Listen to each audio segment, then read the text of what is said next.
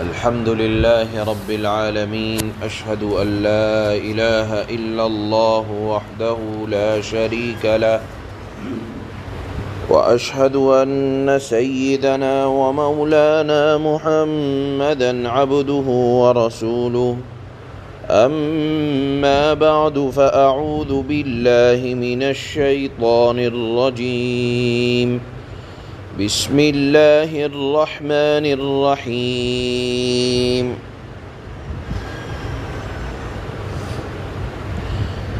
يا أيها النبي اتق الله ولا تطع الكافرين والمنافقين إن الله كان عليما حكيما واتبع ما يوحى إليك من ربك إن الله كان بما تعملون خبيرا وتوكل على الله وكفى بالله وكيلا صدق الله مولانا العلي العظيم.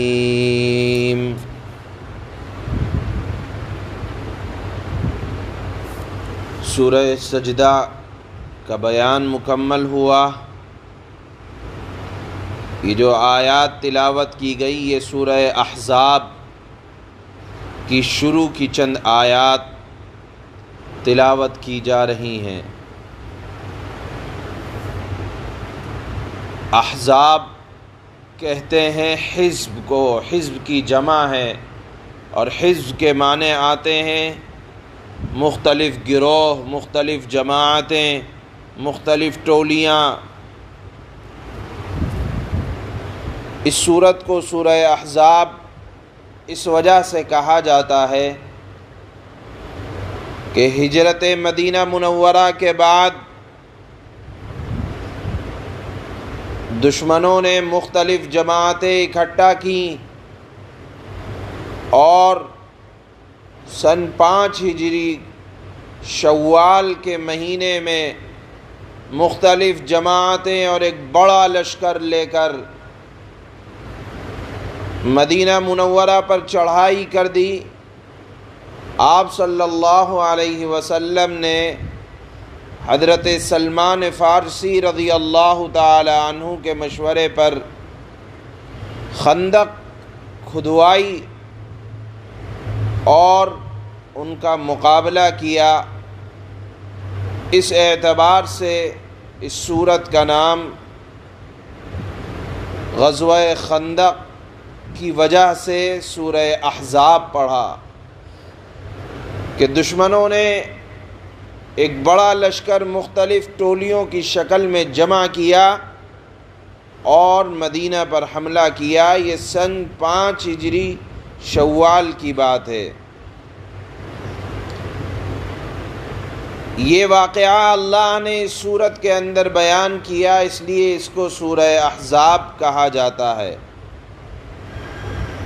قرآن کریم کی ترتیب کے اعتبار سے یہ سورت 33ویں نمبر پر آتی ہے. اس سورت کے اندر 73 آیات، 9 رکوع، 1210 کلمات، 5909 حروف اللہ نے بیان فرمائے ہیں. اس سورت کے مضامین، چونکہ ہوتا یہ ہے کہ ہم سورت کے شروع میں سورت کے بنیادی مضامین کو بیان کرتے ہیں. اس سورت کے اندر جو خاص مضمون آئے ہیں وہ 4 طرح کے ہیں. پہلے تو یہی، دوسرے رکوع کے اندر اللہ نے غزوہ خندق کے حالات، جنگ احزاب کا واقعہ بیان فرمایا ہے. یہاں میں آپ کے علم میں اضافے کے لیے ایک چیز بیان کر دوں کہ اسلام کے اندر 2 باتیں بولی جاتی ہیں. ایک کہا جاتا ہے غزوہ اور ایک کہا جاتا ہے سریہ. غزوہ اس جنگ کو کہا جاتا ہے جس میں اللہ کے نبی صلی اللہ علیہ وسلم خود شریک ہوئے ہوں. تو غزوہ خندق کو غزوہ خندق، اسی وجہ سے کہا جاتا ہے کہ آپ صلی اللہ علیہ وسلم نے اس جنگ کے اندر خود شرکت فرمائی۔ غزوہ احد، غزوہ بدر، ان کو اسی وجہ سے کہا جاتا ہے کہ آپ نے اس میں شرکت فرمائی ہے۔ اسی طرح ایک ہوتا ہے سریہ، کہ جس جنگ کے اندر آپ نے خود شرکت نہ فرمائی ہو اس کو سریہ کہا جاتا ہے۔ بہرحال اس سورت کا ایک بنیادی مضمون ہے کہ اس سورت کے اندر غزوہ خندق کے حالات، اور آپ نے حضرت سلمان فارسی کے مشورے پر مدینہ منورہ کے دفاع کے لیے شہر کے ایک کنارے خندق کھدوائی تاکہ دشمن اس کو پار نہ کر سکیں، اس لیے اس جنگ کو جنگ خندق یا غزوہ خندق بھی کہا جاتا ہے۔ اس موقع پر مسلمانوں کو شدید آزمائشوں سے گزرنا پڑا، اس کی تفصیل اللہ نے اس سورت کے اندر بیان فرمائی۔ دوسرا اہم واقعہ جو اس سورت کا حصہ ہے وہ یہ کہ مدینہ منورہ کے اطراف میں یہودیوں کی ایک بستی تھی جس کو بنو قریظہ کہا جاتا تھا۔ اللہ کے نبی صلی اللہ علیہ وسلم کا ان سے معاہدہ یہ تھا کہ اے یہودیوں، قریظہ والوں، تم ہمارے دشمنوں کی مدد نہ کرنا، ہم تمہارے دشمنوں کی مدد نہ کریں گے۔ لیکن غزوہ خندق کے موقع پر ان یہودیوں نے اللہ کے نبی صلی اللہ علیہ وسلم کے اس معاہدے کا خیال نہ کیا اور معاہدے کی خلاف ورزی کر کے مسلمانوں کی پیٹھ میں خنجر گھونپا اور دنیا بھر سے آنے والے یا اطراف سے آنے والے دشمنوں کا ساتھ دیا۔ خندق کے موقع پر یہ مدینہ کے آس پاس جو بستیاں تھیں، ان لوگوں نے مسلمانوں کے معاہدے کے خلاف دشمنوں کا ساتھ دیا۔ اس واقعے کی کچھ تفصیل اللہ نے دوسرے رکوع میں بیان فرمائی۔ تیسرا اہم واقعہ جو اس سورت کا حصہ ہے وہ یہ کہ اسلام کے آنے سے پہلے منہ بولا بیٹا یہ اصل بیٹے کے درجے میں ہوتا تھا، سگے بیٹے کے درجے میں ہوتا تھا، کہ وہ میراث میں بھی حصہ پاتا تھا، کہ اگر زمانہ جاہلیت میں کوئی کسی کو اپنا بیٹا منہ بولا بیٹا بنا لیتا تو اس کو میراث بھی ملتی تھی، اور ساتھ میں جب وہ بڑا ہو جاتا تو اس سے پردہ بھی نہیں کیا جاتا تھا، اور منہ بولے بیٹے کے باپ کے لیے جائز نہیں تھا کہ وہ اس کی بیوہ یا مطلقہ سے نکاح کرے، بلکہ اس چیز کو زمانہ جاہلیت میں بڑا عیب کا سمجھا جاتا تھا کہ اپنے منہ بولے بیٹے کی بیوہ یا طلاق والی عورت سے، مطلقہ عورت سے شادی کی جائے۔ اللہ نے اس سورت کے اندر عرب کی یہ جاہلانہ رسمیں جو دل میں گھر کر گئی تھی ان کا خاتمہ کرنے کے لیے صرف زبانی نصیحت سے کام نہیں لیا، بلکہ آپ صلی اللہ علیہ وسلم نے ایسی رسموں کے خاتمے کا اعلان کرنے کے لیے سب سے پہلے خود علی الاعلان ان رسموں کے خلاف عمل کیا۔ کیا عمل کیا؟ کہ اللہ کے نبی کے منہ بولے بیٹے تھے حضرت زید رضی اللہ تعالی عنہ، ان کی اہلیہ ہیں حضرت زینب رضی اللہ تعالی عنہا۔ حضرت زید اور حضرت زینب کے درمیان بات نہ بنی، شادی نہ چلی اور طلاق ہو گئی۔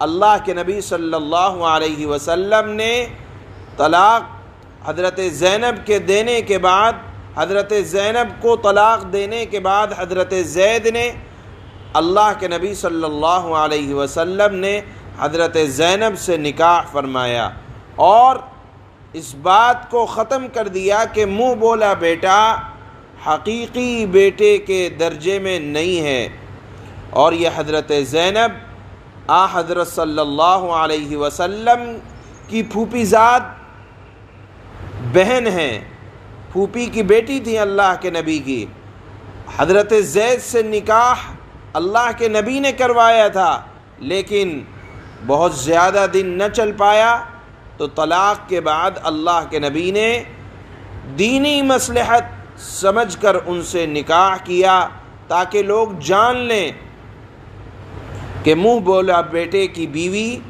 یہ حقیقی بیٹے کی بیوی کی طرح نہیں ہوتی ہے۔ اس مسئلے کو اللہ نے بہت وضاحت کے ساتھ اس سورت کا حصہ بنایا ہے۔ پھر پردے کی آیات پر، پردے کے احکام پر چند آیتیں اللہ نے نازل فرمائی اور حکم فرمایا کہ دیکھو اگر باہر نکلنا ہو تو اپنے بدن کو اچھی طرح ڈھانک کر عورتوں کو نکلنا چاہیے۔ اسی طرح اس سورت کے خاص مضامین میں سے ایک مضمون یہ ہے کہ اللہ کے نبی صلی اللہ علیہ وسلم کی بیویاں یہ کوئی عام بیویاں نہیں تھیں، یہ امت کی مائیں ہیں۔ اسی طرح ان حضرات نے، امت کی ماؤں نے آپ صلی اللہ علیہ وسلم کے ساتھ ہر طرح کے حالات میں زندگی گزاری اور آپ کا ساتھ دیا، لیکن جب مدینہ منورہ کے حالات اچھے ہو گئے تو ان لوگوں نے یہ مطالبہ کیا کہ ہمارے نان نفقے، ہمارے خرچہ بڑھا دیا جائے۔ اگرچہ یہ کوئی مطالبہ ناجائز مطالبہ نہیں تھا، لیکن بہرحال مطالبہ کیا۔ اللہ نے اعلان کر دیا کہ اے ازواج مطہرات، آپ کو اگر رہنا ہے تو محمد صلی اللہ علیہ وسلم کے ساتھ اسی روکھے سوکھے کے ساتھ گزارا کریں، اور اگر آپ کو دنیا کی زیب و زینت چاہیے تو اللہ کے نبی صلی اللہ علیہ وسلم انہیں اعزاز اور اکرام کے ساتھ علیحدگی کرنے کے لیے تیار ہیں۔ اگر وہ پیغمبر اعظم کے اس مشن کے ساتھ رہنا چاہتی ہیں تو پھر اس قسم کے مطالبے ان حضرات کو زیب نہیں دیتے۔ تو اللہ کے نبی صلی اللہ علیہ وسلم نے ان سے یہ بات فرمائی، سب سے کہا کہ کیا چاہتی ہو؟ سب نے بیک اعلان یہ بات فرمائی کہ اے اللہ کے نبی، ہم آپ کے ساتھ رہیں گے۔ حتیٰ کہ حضرت عائشہ سے اللہ کے نبی نے فرمایا کہ اے عائشہ اپنے والد سے مشورہ کر لو، دیکھ لو وہ کیا کہتے ہیں۔ انہوں نے کہا کہ میں آپ کے بارے میں اپنے والد سے بھی مشورہ نہیں کروں گی۔ اس واقعے کو بھی اللہ نے اس سورت کے مضامین پر کا ایک خاص درجہ اللہ نے، بہت سی آیات اللہ نے اس مضمون کی بھی اس سورت کے اندر بیان فرمائی ہیں۔ یہ چند خاص مضامین ہیں اس سورت کے۔ اس تمہید کے بعد ان آیات کے بارے میں بتلا رہے ہیں۔ اللہ نے جناب رسول اللہ صلی اللہ علیہ وسلم کو مخاطب کر کے فرمایا یا ایھا النبی۔ آپ دیکھیں کہ اللہ محمد الرسول اللہ صلی اللہ علیہ وسلم کا اتنا اکرام کرتے ہیں کہ کہیں یا ایھا المحمد نہیں کہا۔ آپ دیکھیں قرآن میں دیگر انبیاء کا ذکر ہے تو نام لے کر خطاب کیا، یا ابراہیم، یا موسیٰ، یا نوح، لیکن جہاں ذکر آیا آقا نامدار جناب رسول اللہ صلی اللہ علیہ وسلم کا تو نام نہیں لیا بلکہ اعزاز بڑھایا، اس مشن سے مخاطب کیا جس مشن کے لیے آپ کو بھیجا گیا، یا ایھا النبی۔ گویا کہ اللہ بھی اپنے نبی کے اکرام کے طور پر نام نہیں لے رہے بلکہ ان کے مشن سے مخاطب کر کے ان کو مخاطب کر رہے ہیں۔ اے نبی اتق اللہ، پہلا حکم دیا کہ اللہ سے ڈرتے رہیں۔ وَلَا تُطِعِ الْكَافِرِينَ وَالْمُنَافِقِينَ، کافروں کی اور منافقوں کی بات نہ مانیں۔ دوسرا حکم دیا کہ کافر اور منافق چاہے جتنی بڑی تعداد میں آ کر آپ سے کسی بات کو منوانا چاہیں نہ مانیں۔ تیسرا حکم دیا وَاتَّبِعْ مَا يُوحَىٰ إِلَيْكَ مِن رَّبِّكَ، کہ قرآن کی اتباع کرتے رہیں جو آپ کے رب کی طرف سے اتر رہا ہے۔ چوتھا حکم دیا وتوکل علی اللہ، کچھ بھی ہو جائے اللہ کی ذات پر بھروسہ کریں۔ اب آپ دیکھیں گے یہ چاروں کام تو آپ کی ذات میں پہلے سے موجود تھے، کیوں حکم دیا جا رہا ہے ان چار باتوں کا؟